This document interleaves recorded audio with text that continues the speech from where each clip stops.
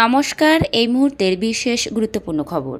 Israeli সেনার বোমা, গোলা, ক্ষেপণাস্ত্র গুঁড়িয়ে দিয়েছে একের পর এক হাসপাতাল, ওষুধ, চিকিৎসা সরঞ্জাম, এমনকি খাদ্য সরবরাহ অনিয়মিত।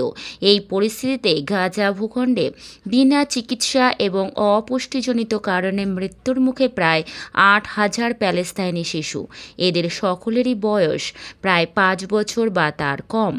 রাষ্ট্রপুঞ্জের পরিসংখ্যান কিছুদিন আগেই জানিয়েছিল 2019 থেকে 2022 পর্যন্ত 4 বছরে সারা পৃথিবীতেও যত শিশুর মৃত্যু হয়েছে তাকে ছাপিয়ে গিয়েছে 2023 সালের অক্টোবরের গোড়া থেকে গাজা ভূখণ্ডে শুরু হওয়া যুদ্ধে নিহত প্যালেস্তাইনি শিশুর সংখ্যা।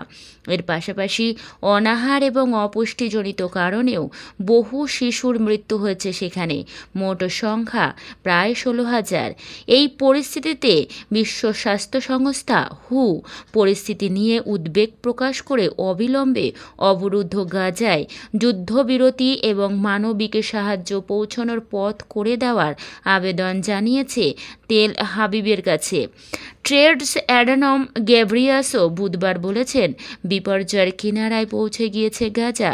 অবিলম্বে যুদ্ধবিরতি না হলে শিশু মৃত্যু মিছিল দীর্ঘতর হবে বলে আশঙ্কা প্রকাশ করেন।